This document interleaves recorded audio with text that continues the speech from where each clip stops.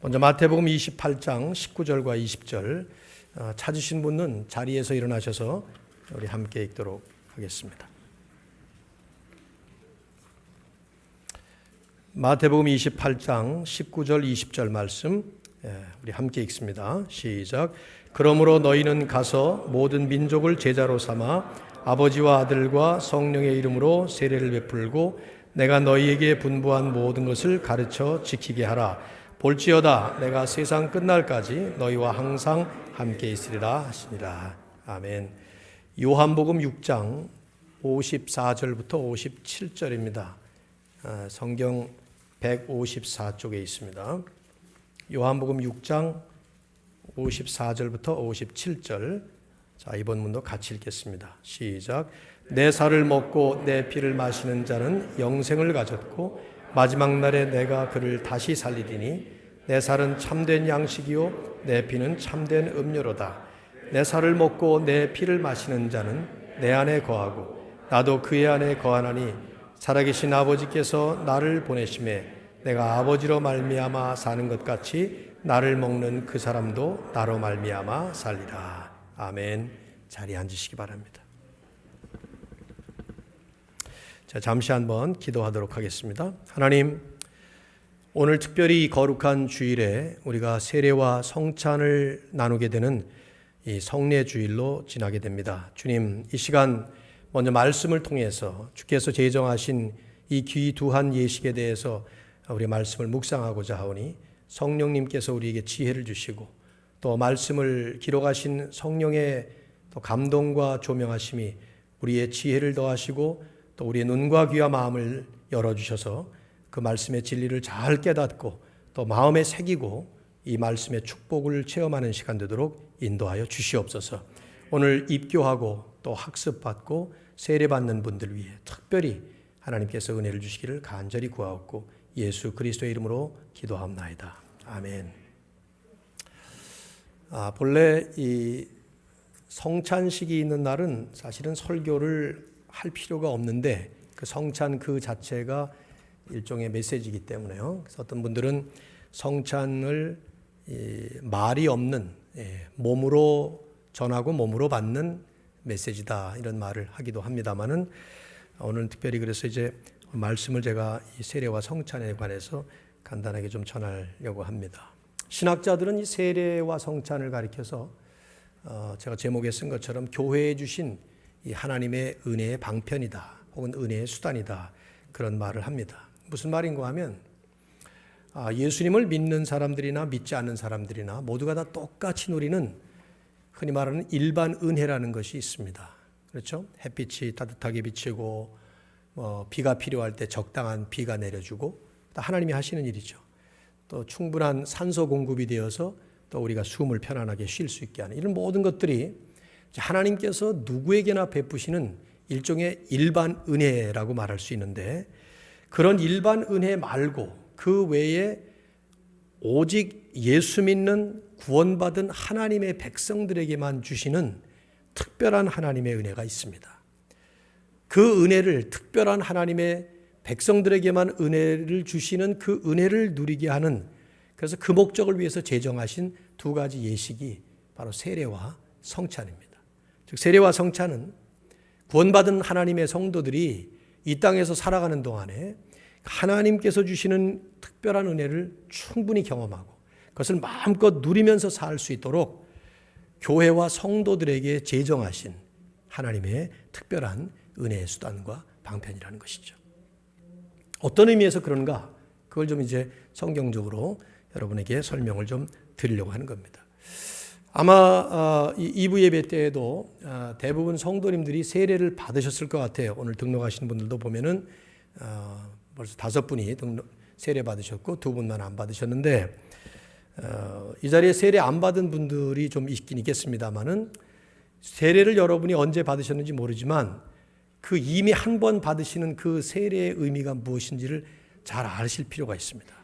왜냐하면 한 번 받고 끝나는 게 아니기 때문입니다. 그것이 두고두고 이제 성찬으로 이어지는 것이죠. 우선 이제 세례에 대해서 설명을 드린다면 물로 베푸는 세례에 앞서서 성령 세례라는 것을 성경적으로 살펴볼 필요가 있습니다. 간단히 말씀을 드린다면 성령 세례라는 게 뭐냐? 성경이 말씀하고 있는 것인데 하나님께서 이제 하나님이 택하신 하나님의 자녀를 구원하시는 은혜를 주실 때 가장 먼저 제일 먼저 일으키시는 것이 뭐냐 하면 그 사람 안에 성령을 통해서 거듭나게 하는 역사를 일으키시는 겁니다. 그게 제일 먼저 일어나는 일이에요. 성경적인 용어를 쓴다면 거듭난다, born again. 또 신학자들이 주로 사용하는 용어는 중생이라는 표현을 씁니다. 영어로 regeneration, 다시 태어난다는 뭐 그런 말이고, 또 성경적인 용어로 다른 의미도 있지만 성령 세례, baptism of the Holy Spirit, 이런 용어로도 설명을 할 수가 있어요. 어쨌든 하나님께서 누구를 구원하시겠다고 하면 이미 그 사람을 구원하실 작정을 오래전 창세전에 에베소 1장 3절을 보면 다 선택하시고 예정하셨지만 이제 때가 이를 때 그 사람 안에 성령을 통해서 새롭게 거듭나는 역사를 일으키신단 말이죠. 그럴 때 그 사람은 구원받을 만한 하나님을 향한, 예수 그리스도를 향한, 구원을 향한, 자기 죄라고 하는 것을 향한 깨달음이 일어나고 믿음을 갖게 되는 일이 일어나는 거예요. 믿음이 먼저 일어나는 것이 아니라 하나님의 성령이 우리 안에서 먼저 그런 중생의 역사를 일으키실 때 그때 믿음이라는 것이 생긴단 말이죠. 그때 그 믿음을 가지고 드디어 그 사람은 예수 그리스도를 주님이다, 구세주다, 이렇게 고백할 수가 있게 되는 거죠. 고린도전서 12장 3절을 보면 여러분이 이런 말씀들은 사실은 좀 적어둘 필요가 있어요. 제가 이제 내년에 만일에 교리 설교를 하게 되면 여러분들에게 이제 노트를 나눠드리려고 그래요. 그래서 좀 그건 기록할 필요가, 간직할 필요가 있다는 생각을 하는데, 고린도전서 12장 3절에 성령으로 아니하고는 누구든지 예수를 주님이라 하실 수 없다 하는 말씀이 사도 바울이 하신 말씀이 있습니다. 무슨 말이냐면 성령으로 거듭난 사람은 예수 그리스도를 주님이라 고백하게 되어 있다는 거예요. 뒤집어서 얘기하면 예수님을 주님이라고 진정으로 고백하는 사람들은 그것이 성령의 역사라는 말이죠. 이미 성령께서 그 안에서 그런 마음을 주셨고 그런 믿음을 주셨기 때문에 그렇게 하는 것이지, 지금 여러분이나 저나 예수 믿는 분들, 이미 신앙을 가진 분들 머리가 좋아서가 아니에요. 안 믿는 사람들은 머리가 나빠서가 아닙니다. 마음씨가 고와서가 아닙니다. 안 믿는 사람들은 마음씨가 악해서가 아닙니다. 악하다면 우린 다 악한 사람들이에요. 그런데 성령께서 역사하실 때 그 성령에 의해서 우리 안에는 예수 그리스도를 주님이라고 고백할 수 있는 믿음이 생긴다는 것이죠. 증거가 있어서가 아니에요. 그 믿음이 생기는데 그 믿음은 성령께서 일으키시는 하나님의 은혜의 역사라는 거예요. 그런 신앙 고백을 하고 믿는 사람에게 예수님은 반드시 세례를 베풀라, 그렇게 명령을 하신 것입니다. 물 세례를 베풀도록 명령하신 거예요.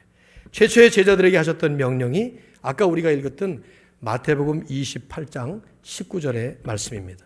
그러므로 너희는 가서 모든 민족을 제자로 삼아 아버지와 아들과 성령의 이름으로 세례를 베풀고 내가 너희에게 분부한 모든 것을 가르쳐 지키게 하라. 볼지어다 내가 세상 끝날까지 너희와 항상 함께 있으리라 하시니라. 이 말씀은 주님께서 최초의 12 제자들에게 하신 말씀이에요. 그러나 그들에게만 하신 것이 아니라 세상 끝날까지 항상 너희와 함께 있는 그 기간 동안에 언제나 모든 교회들이 시행하도록 주신 명령이죠. 그래서 우리는 이것을 The Great Commission, 뭐라 그러죠? 대위임령, 이런 표현을 쓰죠. 지상명령 이런 표현을 쓰는데, 주님이 마지막에 이제 이 땅에 재림하실 때 왕으로 오시고 모든 하나님 나라가 완성돼요. 하나님이 계획하셨던 그 계획이 드디어 이제 완성으로 끝나는 것입니다. 그때가 될 때까지 이 땅의 교회들, 이 땅의 성도들이 해야 되는 중요한 일 가운데 하나가 세례 베푸는 일이에요. 믿는 사람들에게 세례 베푸는 일이라 하는 것이죠. 왜 굳이 그냥 믿고 구원받으면 되지 세례를 베풀도록 명령으로 이렇게 이런 법을 제정하셨는가? 질문해 볼 때 그건 세례의 의미 때문이에요. 여러 가지 많은 얘기를 할 수가 있겠습니다만은 제가 시간 관계상 3가지만 얘기를 드리겠어요. 적으십시오, 여러분. 적는 것이 좋습니다. 첫째로 세례의 의미 가운데 첫 번째 의미는 믿는 성도가 죄 씻음을 받았다 혹은 죄의 사함을 받았다라는 의미를 갖는 것입니다. 세례의 첫 번째 의미는 죄 씻음, 죄 사함의 의미예요. 사도행전 2장을 보면 첫 번째 신약교회가 탄생을 할 때에 베드로가 설교를 했습니다. 그때 베드로는 예수 그리스도가 구세주와 주님이라는 사실을 성경적으로 풀이하면서 선포를 합니다. 그리고 마지막에 가서 거기에 모였던 청중들에게 권면을 하죠. 촉구하는 거예요. 뭐라고 말하는가 하면 사도행전 2장 38절을 보면 너희가 회개하여 각각 예수 그리스도의 이름으로 세례를 받고 죄사함을 받으라 이렇게 말씀합니다. 이 말씀은 얼른 들리는 것처럼 세례를 받음으로 인해서 죄사함을 받는다는 뜻이 아니에요. 세례를 베푼다는 것이 죄사함을 준다는 뜻이 아닙니다. 이 말씀의 뜻은 이미 회개하고 예수 믿을 때 우리 안에 일어나는 그 죄사함, 죄 씻음의 그것을 물 세례를 통해서 가시적으로 기념하고 상징한다는 것을 뜻해요. 그래서 너희가 이미 성령으로 인해서 너희 마음에 회개가 일어났고 믿음을 가지게 됐고 그래서 너희 안에 죄 씻음이 일어났는데 하나님이 죄를 용서하셨는데 그것을 세례를 받음으로 인해서 그걸 가시적으로 보여주고 확인하고 확신을 가지라 이 말이죠. 그래서 그날 당일날 사도행전 2장 41절을 보면 그 말을 받는 사람들은 모두 다 세례를 받음에 이날의 신도의 수가 3,000명이나 더하더라. 그 당일날 그 베드로와 사도들은 전부 다 3,000명을 세례를 베푼 것이죠. 만약에 침례를 베풀었다면 3,000명을 물로 데리고 가가지고 물에 담갔다 뺐다 했을 텐데 교회학자들은 그랬을 리가 없다고 생각을 해요. 그래서 침례보다는 뭐 제가 이 시간에 침례와 세례를 이걸 강조하자는 건 아니지만은 루이스 버커프라고 하는 사람은 탁월한 개혁주의 신학자인데 그 3,000명을 어떻게 세례 줬겠는가, 침례를 줬겠는가 그런 얘기를 합니다. 세례 요한이 수없이 많은 사람들이 요단강으로 올 때 그 모든 사람들은 물에 담갔다 뺐다 하루 종일 그 수백 명 못했을 것이다. 이런 추측까지 하면서 침례보다는 세례가 맞다. 뭐 이런 얘기를 하는데 하여튼 침례와 세례는 어쨌든 그냥 하나로 묶어서 지금 얘기를 하는 거예요. 중요한 것은 물로 세례를 베푸는 것은 죄 씻음을 상징하는 것입니다. 죄 용서함 받았다 하는 것을 뜻하는 것이죠. 그래서 사울이 아직 예수님을 못 만났을 때 다메섹으로 가다가 그 다메섹에서 부활하신 주님을 만나고 그 다음에 거기서 회심을 하고 드디어 이제 쉽게 말하면 크리스찬이 되는데 그때 아나니아라는 사람이 사울에게 세례를 줄 때 이런 말을 했어요. 나중에 사울이 자기가 스스로 한 말인데 사도행전 22장 16절을 보면 일어나 주의 이름을 불러 세례를 받고 너희 죄를 씻으라. 죄 씻음을 받는 것, 이미 받은 그것을 확인하라 하는 얘기를 하는 것이죠. 오늘 이제 우리 마지영 형제가 한 사람이 세례를 받아요.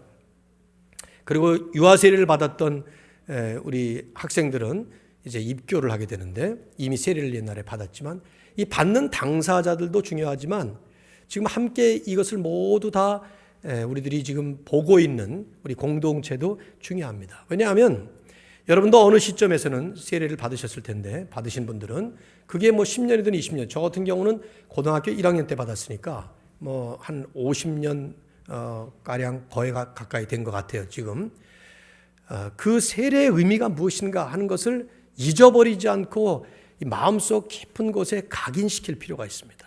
이건 죄 씻어졌다 이 말이에요.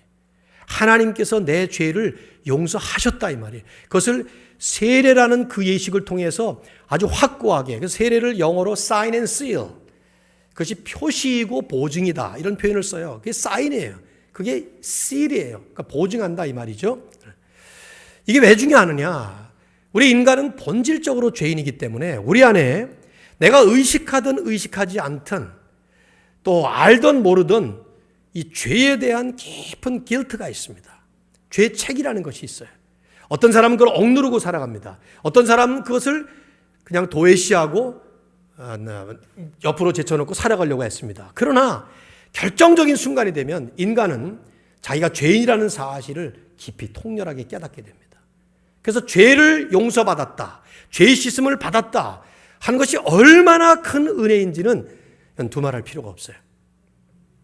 유대인으로 태어나서 20세기 영국의 유명한 소설가였고 저널리스트로 이름을 날렸던 마가니타 라스키라고 하는 분은 아주 이 사람 불신자로서 인본주의 작가였는데 이 사람이 죽기 직전에 텔레비전에 나와서 인터뷰를 하면서 아주 묘한 말을 했어요. 특별히 크리스찬들을 향해서 이런 말을 했는데 내가 당신들 그리스도인들에게 제일 부러운 것은 용서다. What I envy most about you Christians is your forgiveness. Because I have nobody to forgive me. 왜냐하면 나는 아무도 나를 용서해 주는 사람이 없기 때문이다. 이런 말을 했어요. 무슨 뜻으로 어떤 것 때문에 이런 말을 했는지는 우리가 자세히 모릅니다만은 생의 마지막 순간에 용서받는 이슈가, 그것이 용서받는 이슈가 그렇게 중요했다면은 용서가, 이게 죄사함이라는 것이 얼마나 큰 일이다 하는 것을 우리는 쉽게 생각할 수 있는 것이죠. 여러분 그렇지 않아요? 하나님으로부터 용서함을 받았다. 창조주가 나를 용서하셨다. 사실 레이놀드 프라이스라고 하는 듀크 대학의 영문학 교수가 그 말을 했죠. 모든 인류가 가장 듣고 싶어하는, 가장 갈망하는 말은 바로 만물의 창조주께서 나를 사랑해서 내 죄를 용서하셨다 하는 그 말일 것이다. 이런 말을 했습니다. 세례는 죄 씻음을 기념하고 상징하는 것입니다. 이미 세례 받으신 분들은 그리스도 때문에, 나에게 믿음을 주셔서 그 믿음으로 믿은 그 그리스도 때문에 나는 죄 씻음을 받았다, 죄를 완전히 용서함 받았다 하는 것이 우리 마음 깊은 곳에 확인되시기를 주의 이름으로 축원합니다. 또 하나의 의미가 있습니다. 세례의 의미가 뭐냐면 믿는 성도는 그리스도와 함께 죽고 그리스도와 함께 부활했다 하는 그리스도와의 연합의 상징이에요. 예수님께서 십자가에 달려 죽으시고 죽으신 다음에 3일 만에 부활하신 것처럼 세례를 주면서 우리는 나도 똑같이 십자가에 달려 죽고 그리고 예수님처럼 부활해서 그 그리스도와 하나가 되었다 하는 것을 상징하는 중요한 예식이라 이 말이죠. 적어놓으세요. 로마서 6장 3절 이하 5절까지 특별히 제가 읽겠습니다. 들어보십시오. 무릇 그리스도 예수와 합하여 세례를 받은 우리는, 예수님이 언제 우리와 함께 합하여 세례를 받았겠습니까? 이게 지금 십자가와 부활 얘기를 지금 바울이 하려고 얘기를 하는 거예요. 근데 그것이 그리스도에게만 해당된 것이 아니라 우리에게도 해당되는데 그게 바로 세례를 통해서 연합된다는 것이죠. 그리스도 예수와 합하여 세례를 받은 우리는 그의 죽으심과 합하여 세례를 받은 줄을 알지 못하느냐. 그러므로 우리가 그의 죽으심과 합하여 세례를 받음으로 그와 함께 장사되었나니 이는 아버지의 영광으로 말미암아 그리스도를 죽은 자 가운데서 살리심과 같이 우리로 또한 새 생명 가운데서 행하게 하려 함이라. 만일 우리가 그의 죽으심과 같은 모양으로 연합한 자가 되었으면 또한 그의 부활과 같은 모양으로 연합한 자가 되리라. 예수님의 십자가의 죽으심처럼 우리도 죽었다는 거예요. 뭐에 대해서 죽었다는 얘기입니까? 죄에 대해 죽었다는 것입니다. 예수님께서 부활하신 것처럼 우리도 부활했다는 것입니다. 뭐에 대해서 다시 살아났습니까? 의에 대해서 살아났습니다. 로마 6장 전체가 그 얘기를 많이 하죠. 제가 인용은 3구절만 했습니다만. 그래서 우리는 지금 그리스도와 하나가 되는 거예요. Union with Christ. 대단히 중요한 신학적 개념이에요. 그리스도와 우리가 성령을 통해서 하나가 되는 것이에요. 내가 그리스도 안에, 그리스도께서 내 안에 성령으로 임하여 계신 것이죠. 이것을 상징하고 기념하는 예식이 바로 세례식이에요. 세례를 통해서 죽었다가 다시 살아났다는 것을 기념하고 상징하는 거예요. 골로새 2장 12절에 보면 그래서 이렇게 말씀을 해요. 한 절에 너희가 세례로 그리스도와 함께 장사되고 또 죽은 자들 가운데서 그를 일으키신 하나님의 역사를 믿음으로 말미암아 그 안에서 함께 일으키심을 받았느니라. 즉 세례는 죄에 대해서는 마치 무덤 속으로 들어간 것처럼 죽은 것이고 의에 대해서는 거기서 다시 부활하신 예수님처럼 다시 살아났다는 것을 그걸 기념하고 보여주는 예식이라 이 말이죠. 그래서 침례교는 이 교훈 때문에 침례가 더 옳다 그런 얘기를 해요. 물속에 들어갔다가 나옴으로 인해서 죽었다가 살아났다는 것을. 저도 한때는 세례보다 침례를 주면 어떨까 그런 생각이 많이 들었어요. 침례하는 걸 그걸 보면은요 아주 역력하게 눈에 보이거든요. 그러나 이제 초대교회는 침례와 세례와 상관없이 주로 이제 세례로 많이 이제 베풀었던 것을 교회 역사를 통해서 보게 되는데 어쨌든 중요한 건 의미예요. 그렇기 때문에 세례를 받는 성도는 우리 한 형제가 세례를 받게 되고 저기 유아 세례를 받은 우리 중고등부 학생들이 지금 와 있는데 이 한국말 설교를 알아들었으면 좋겠다는 생각이 드는데 세례를 받는 성도들은 자신의 삶에서 더 이상 죄가 권세를 부리지 못한다 하는 것을 분명하게 인식해야 합니다. 예수님 때문에 더 이상 죄가 나를 왕노릇 못해요. 그게 성경에서 말씀하고 있는 거예요. 동시에 그리스도 안에서 새롭게 살아난 그 부활의 새 생명을 내가 지금 가지고 있다. 그걸 분명한 확신을 가지고 살아야 돼. 살아가면서 지속적으로 죄에 대해서는 죽은 자로, 의에 대해서는 산자로 살아가는, 이것을 확인하고 또 우리가 다시 새기는 것이 성찬식이거든요. 그러니까 세례받는 성도는 세례받을 때 재홍 형제 같은 경우는 이런 선포를 하는 거예요. 세례를 받으면서 나는 이제 죄에 대해서 죽었다. 의에 대해서는 살아났다. 그래서 이제부터는 더 이상 죄와 함께 살지 아니하고 그리스도와 함께 의를 위해 살겠다. 하나님의 나라와 그의 의를 구하며 살겠다. 이런 다짐을 하는 그리스도와의 연합이 이루어집니다. 바울이 로마서 12장 1절에서 우리에게 어떤 대강령처럼 그 크리스천 라이프의 일종의 마그나 카르타와 같은 말씀을 한마디로 하지 않았어요. 그러므로 이제 너희 몸을 하나님이 기뻐하시는 거룩한 산 제물로 드리라. 이 산 제물, living sacrifice, 원래 제물은 죽은 거예요. 그런데 세례받은 우리는 이제는 죄에 대해서는 죽었지만 의에 대해서는 살아났기 때문에 living sacrifice, 마치 산 제물로 하나님이 기뻐하시는 거룩한 산 제물로 산다는 것입니다. 물론 자주 실패합니다. 그렇죠? 세례 받으신 성도님들, 세례 받은 이후에 한 번도 실패하지 않은 적이 있습니까? 자주 실패할 겁니다. 많이 무너지기도 합니다. 그러나 괜찮아요. 왜냐하면 내가 아닌 내 안에 성령님께서 끊임없이 나를 다시 일으켜 세워주시고 지속적으로 나를 세워주실 것이기 때문에, 이게 베드로가 첫 번째 설교에서 약속했던 보증이에요. 아까 인용했던 사도행전 2장 38절을 이하를 보면요, 베드로가 그 말씀했어요. 너희가 회개하여 각각 예수 그리스도의 이름으로 세례를 받고 죄사함을 받으라. 그러면서 약속을 했어요. 그리하면 성령의 선물을 받으리니 이 약속은 너희와 너희 자녀와 모든 먼데 사람 곧 주 우리 하나님이 얼마든지 부르시는 자들에게 하신 것이라. 세례를 통해서 계속 오고 오는 모든 세대의 그 가시적이고 물리적인 물세례라는 상징을 통해서 하나님은 성령님이라고 하는 우리 안에 내적 비가시적인 하나님의 특별한 은혜의 선물을 주신다는 거예요. 그 성령께서 우리 안에 계시기 때문에 세례받은 성도들은, 성령 세례와 물 세례를 받은 성도들은 끊임없이 죄와의 싸움에서 승리하는 길로 계속 인도를 받는다는 것이죠. 그래서 사실은 염려할 게 없는 거예요. 그 말이 죄져도 좋다 그 뜻은 아니잖아요. 우리가 죄를 지는다 하더라도 이제 하나님께서는 우리의 죄 씻음을 다 허락해 주셨고 그리스도를 통해서 완전히 죄사함을 받았고, 그래서 죄를 짓는다 하더라도 또다시 성령께서 우리를 회개의 눈물로 다시 하나님 앞에 바로 세워주는 그런 역사를 계속 한다는 것이죠. 이게 구원받지 못한, 그리스도를 통해서 구원받지 못한 사람들에게는 일어날 수 없는 하나님의 백성들에게만 주신 특별한 은혜라는 것입니다. 세례가 그 은혜의 방편이고 표시예요. 마지막 또 하나를 얘기하면, 세례 세 번째 의미를 또 하나 얘기한다면 공동체 전체 유익입니다.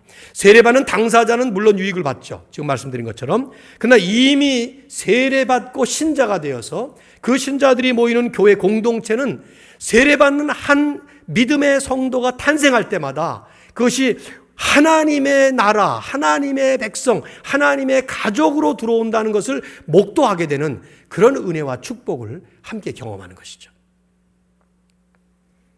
저는 지난 6년간 자주 애기 얘기를 해서 좀 미안하긴 합니다만 6년 동안 우리 집안에 세 자녀들이, 두 딸과 아들이 결혼을 해서 각 집마다 애들을 2명씩을 낳았는데, 그래서 6명의 아이가 탄생하는 것을, 저희 집안에 애 탄생하는 거 제가 오랜만에 본 거 아니에요. 제 아내하고 제가 막내를 낳은 지가 벌써 오래됐으니까 말이죠. 근데 그 아이가 탄생할 때마다, 하나씩 낳을 때마다 이게 얼마나 기쁜지. 사실은 엄마 아빠는 애 낳느라고 엄마는 정신이 없고 아빠도 그 뒤치다거리하고 그러느라고 정신 없지만 할아버지 할머니가 대놓고 나니까 여유가 생겨서 낳을 때마다 그냥 너무 기쁘고 이게 너무 큰 축복이에요. 마치 그런 거나 비슷한 것이죠. 성도가 한 명 탄생을 해요. 어린, 그냥 영적으로 볼 때는 거듭나서 새롭게 태어나는 믿음의 성도, 하나님의 자녀, 하나님 나라의 백성이 한 사람 탄생을 하는 것입니다. 그때 그것을 목도하는 모든 교회 공동체의 성도들은 다 같이 은혜와 축복을 누리는 것이죠. 그래서 세례는 반드시 성찬식도 그렇지만 이 공동체 안에서만 베풀게 되어 있습니다. 개인적으로 하지 않도록. 물론 사도행전에 보면 개인적으로 빌립도 그렇고 여러 사람들이 개인적으로 세례를 베푼 일이 있습니다만은 이것이 교회사의 교회의 일종의 예식으로 제정이 된 다음부터는 반드시 교회 공동체 안에서 하게 되어 있습니다. 예외가 있긴 하지만 마찬가지예요. 어떤 분이 이제 임종할 때 예수님 영접하시고 세례를 못 받았기 때문에 세례를 베푸는 경우가 있습니다. 병원에 가서 베풀 때. 그때에도 교회 공동체의 이름으로 당회가 가야 되는 거예요.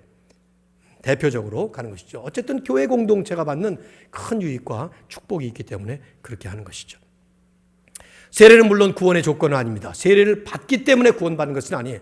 이미 구원받은 백성들에게 구원의 증표로서 sign and seal, 그리고 구원의 보증으로서 세례를 베푸는 것뿐이죠. 성경적인 증거를 봐도 여러 개가 그렇잖아요. 예수님이 십자가에 달리실 때 그 옆에 있는 한 강도가 그 예수님을 믿는 믿음의 증표를 보이니까 예수님이 약속을 하셨습니다. 뭐라고 하셨어요? 내가 오늘 바로 지금 나와 함께 낙원에 있으리라. 그때 예수님은 십자가에서 내려오셔가지고 그 사람에게 세례 베풀지 않았어요. 그 세례가 구원에 꼭 필요한 것은 아니기 때문에, 이미 구원받은 사람이기 때문에 약속만 하신 것이고 그렇게 하지 않은 것이죠. 세례를 베푸는 것 자체가 구원이 아니에요. 가톨릭은 그렇게 믿습니다만은 그건 잘못된 사입이 거짓 진리가 아닌 것이죠. 오늘 세례를 받는 분이 한 분이 있고 입교를 받는 학생들이 여럿이 있는데, 당사자들뿐만 아니라 우리 성도들, 그리고 이미 세례를 받으셔서 오래되신 분이라 하더라도 이 세례가 과연 나에게 어떤 소중한 의미를 가지고 있는 것인가를 다시 한번 되새기실 수 있기를 바랍니다. 세례를 통해서 우리는 죄사함 받았다는 분명한 확증을 가집니다. 세례를 통해서 우리는 이제 그리스도와 연합이 되어 있지 죄와는 분리됐다는 사실을 분명히 확인하셔야 될 겁니다. 그리고 세례를 통해서 우리는 하나님 나라 백성 된 것을 다시 한번 감사하면서 확인하는 것입니다. 이런 주의 은혜가 있기를 주의 이름으로 축복합니다. 두 번째, 성찬에 대한 말씀을 잠깐 나누겠습니다. 복음서를 보면 예수님은 십자가에 달리시기 위해서 잡히시기 바로 전날, 아마 목요일이라고 생각이 돼요. 잡히셔서 십자가에 달리신 것이 금요일이기 때문에 최후의 만찬을 제자들과 함께 나누셨습니다. 잘 아시는 장면 아니에요? 마지막 만찬을 나누시고 나서 그때 그 자리에 분명히 마지막 부분에 예수님이 하셨을 것 같아요. 떡을 가지시고 포도주를 가지시고, 그걸 이제 먹고 마시면서도 하실 수 있었겠지만 특별히 이런 예식은 그 마지막 순간에 하셨을 거라고 생각되는데, 자신의 이제 십자가를 기념하시고 그 십자가의 의미를 상징하는 성만찬을 행하셨죠. 마태복음 26장 26절부터 8절까지를 보면 이렇게 말씀하셨어요. 들어보십시오. 그들이 먹을 때, 제자들이 먹을 때 예수께서 떡을 가지사 축복하시고 떼어 제자들에게 주시며 이르시되 받아서 먹으라, 이것은 내 몸이니라 하시고, 또 잔을 가지사 감사기도 하시고 그들에게 주시며 이르시되 너희가 다 이것을 마시라, 이것은 죄사함을 얻게 하려고 많은 사람을 위하여 흘리는 바 나의 피 곧 언약의 피니라. 사도 바울은 이 주님의 말씀에 따라서 가는 곳마다 이 성찬 예식을 행했던 듯합니다. 고린도전서 11장 26절을 보면 이렇게 말씀을 하죠. 너희가 이 떡을 먹으며 이 잔을 마실 때마다 주의 죽으심을 그가 오실 때까지 전하는 것이니라. 성찬식이 제가 제일 많이 인용하는 성구 중에 하나인데요. 주님께서 이 땅에 다시 오실 때까지, 재림하실 때까지 이 떡을 먹고 이 잔을 마시면서 주의 죽으심, 그 십자가를 전하는 것이다. 우리는 십자가를 새기고, 아까 말씀드린 것처럼 세례를 한 번 받는 것으로 끝나지만 그 세례 받은 사람들이 함께 모여서 성만찬을 나누면서 바로 예수님의 십자가, 그것을 우리 안에 새기는 그런 시간이 되는 것이죠. 그래서 성찬은 할 때마다 그리스도의 십자가가 핵심 포인트가 되는 거예요. 성찬의 의미가 뭐냐 하고 질문할 때 성경적으로 상당히 많은 설명을 할 수 있는데요. 제가 웨스트민스터 컨페션에 나온 것만 잠깐 읽어드릴게요. 웨스트민스터 컨페션이라는 이 성경적 진리를 잘 요약한 그 컨페션이 상당히 함축적으로 써 있기 때문에 글이 참 어려워요. 그래서 설명이 많이 필요한데, 그래도 하여튼 이만한 그 문구가 없으니까요. 제가 읽어드릴게요. 여기 1, 2, 3 이런 말은 없습니다만 제가 붙였습니다. 성찬은 첫째, 그리스도의 죽으심으로 인한 그의 희생을 영속적으로 기억하며, 둘째, 참신자들에게 그것의 모든 은택들을 보증하며, 셋째, 그 안에서 그들이 영적으로 양육되고 성장하며, 넷째, 그들이 그에 대해 지고 있는 모든 의무들을 더 잘 이행하며 순종한다는 얘기죠. 다섯 번째, 마지막으로 그들이 그의 신비한 몸의 지체들로서 가지는 그리스도와의, 그리고 서로 간의 교제의 접착제와 보증물이 되게 하기 위한 것이다. 여기 접착제와 보증물이라고 이렇게 번역을 했는데, 그 seal and guarantee 이런 표현을 그렇게 번역을 했어요. 이거 제가 설명이 좀 필요해요. 간단하게라도.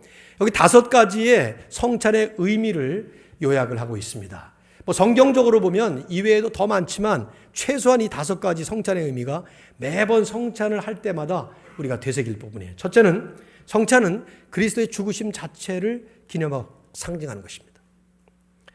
주님의 십자가를 묵상하는 시간이에요. 떡은 그리스도의 찢기신 몸을 상징하는 것이고 또 잔, 포도주든지 포도즙이든지 어느 교단에서는 알코올성이 있는 포도주를 사용을 하고 또 어떤 교단에서는 절대 금주를 원하기 때문에 포도즙을 사용하기도 하고 그러는데 뭐 저는 둘 다 상관이 없다고 생각해요. 어떤 분은 성경에 나오는 포도주가 그게 알코올 농도 2% 이하였다 뭐 이런 얘기를 하는데 어디서 나온 근거가 어딘지 난 잘 모르겠어요. 제 누님이 다니고 있는 교회 목사님이 그렇게 얘기를 한다 그래요. 그래서 내가 한번 좀 만나면 얘기를 할까 그러는데 어디서 들었냐 그게. 성경 어디 나오냐. 2% 이하 알코올이라는 게. 옛날 포도주는 굉장히 농도가 높았을 거라고 되게 추정을 하거든요. 아무튼 뭐 지금 뭐 술을 제찬하는 그런 얘기가 아니라 어쨌든 떡은 주님의 몸, 잔은 주님의 피를 기념하고 상징하는 것입니다. 아까 말씀드렸던 마태복음 26장의 얘기가 그 얘기 아니에요? 받아 먹으라 그러면서 이 떡은 내 몸이니라. 십자가 위에서 찢기시고 상하신 그 몸, 우리 때문에. 또 잔을 주면서 이건 나의 피, 곧 언약의 피다. 언약이라는 말이 무슨 말이에요? 하나님이 우리와 하나님의 백성들과 함께 맺으신 그 언약, 영원토록 변하지 않고 또 영원토록 버리지 않겠다는 하나님의 그 구원의 약속. 자녀가 됐으면 영원토록 자녀라는 그 언약, 그 언약을 보여주는 피라는 것이죠. 그 피를 상징하는 그런 잔이라는 것이죠. 그래서 성찬 때마다 우리는 작은 떡 하나, 사실 초대교회는 떡을 이렇게 먹지 않았어요. 우리는 지금 위생상 다 이미 나눠놓은, 이미 다 돼 있는 그런 것들을 조각을 하나 집어서 먹지만 그 당시는 이 빵 이만한 것을 돌리면 한 사람이 이걸 뜯습니다. 그리고 먹고 넘기면 또 다른 사람이 또 하나 뜯습니다. 이렇게 해서 몸을 브레이크하는 거예요. Let us break the bread.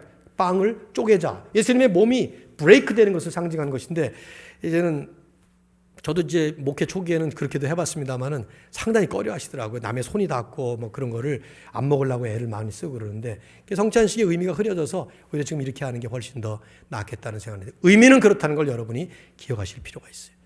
성찬식을 할 때마다 우리는 잊을 수 없는 추억을 다시 떠올리는 거예요. 주님께서 나를 위해서 2000년 전에 저 갈보리 골고다 십자가 위에서 죽으셨다는 거예요. 그 주님의 십자가 그 자체가 이 성찬의 의미예요. 떡과 잔이 주님의 몸이거든요. 주님의 피거든요.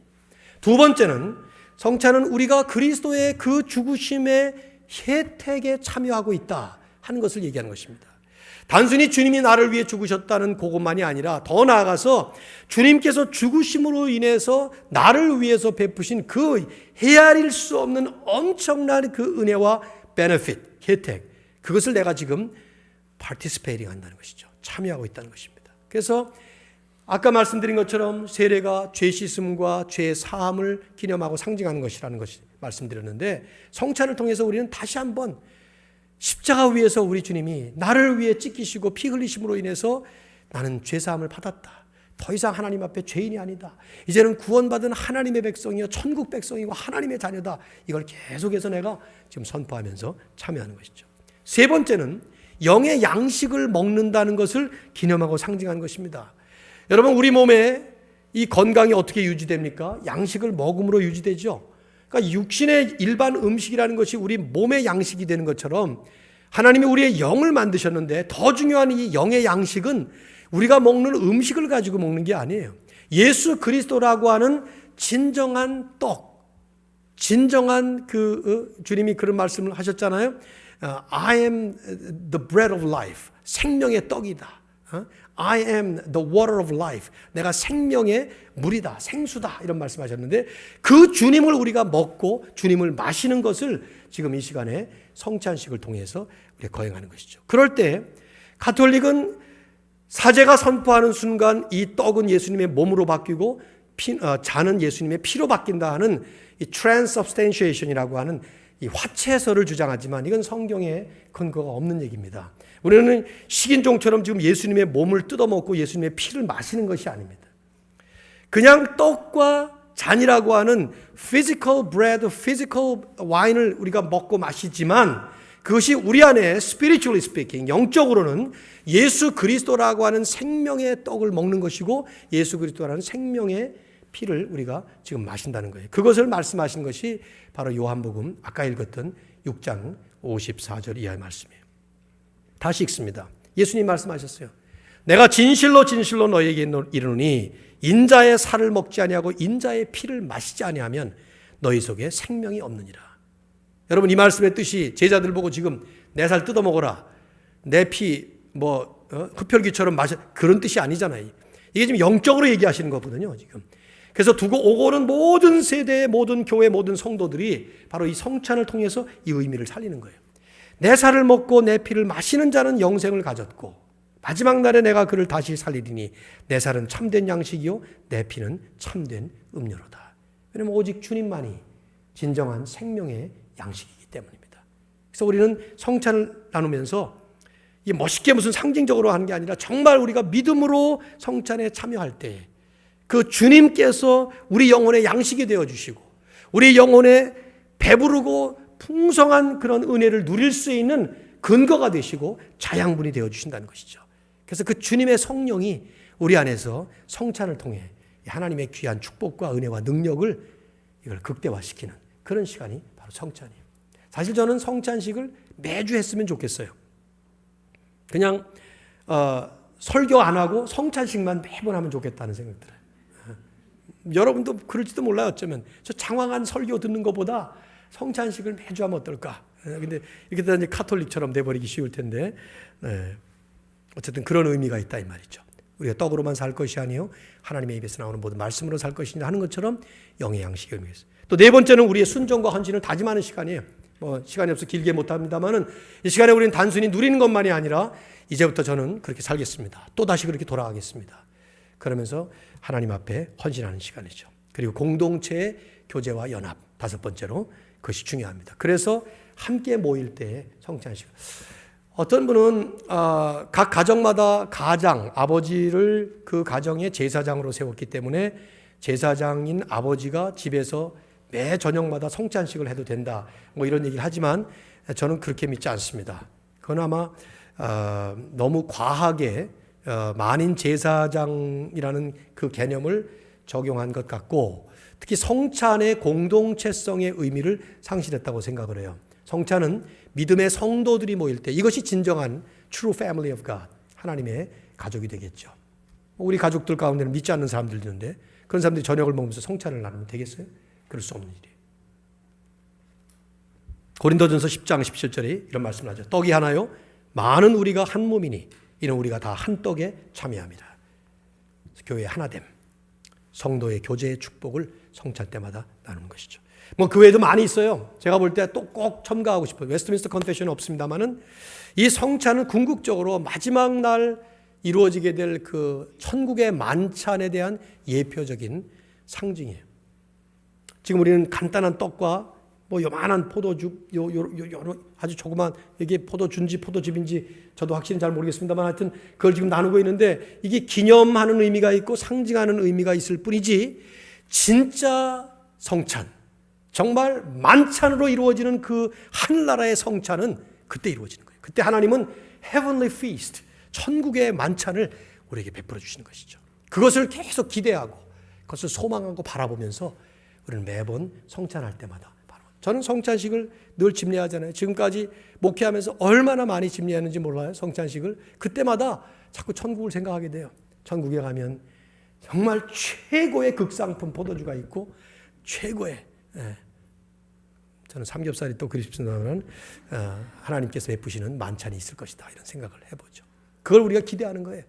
지금 이 땅에서는 C.S. 루이스의 말처럼 맛보기로 보는 것입니다. 한 번 세례를 받음으로 하나님의 자녀가 되고 하나님의 백성이 됐다는 것을 분명히 우리가 확인하면서 그 이후에 계속되는 성찬을 통해 우리는 주님의 십자가의 의미, 그 십자가를 통해서 하나님께서 극대화시키신 축복과 은혜와 능력을 매번 성찬 속에서 우리는 참여하는 거예요. 이스라엘 백성들이 그렇게 했습니다. 난지 8일 만에 할례를 줍니다. 이게 세례의 전신이 될 수 있어요. 그래서 유아세례를 주는 것이죠. 그리고 6월절에 애굽에서 그들을 구원하셨다는 것을 감사하면서 그들은 매년마다 6월절 만찬을 함께 나눴던 것이죠. 이게 성찬의 일종의 구약의 예표라고 볼 수 있습니다. 이제 이 시간 우리가 세례와 성찬을 베풀도록 하겠습니다. 하나님 앞에서 이런 의미를 잘 여러분 묵상하시고 또 생각하시면서 함께 나누실 수 있기를 바랍니다.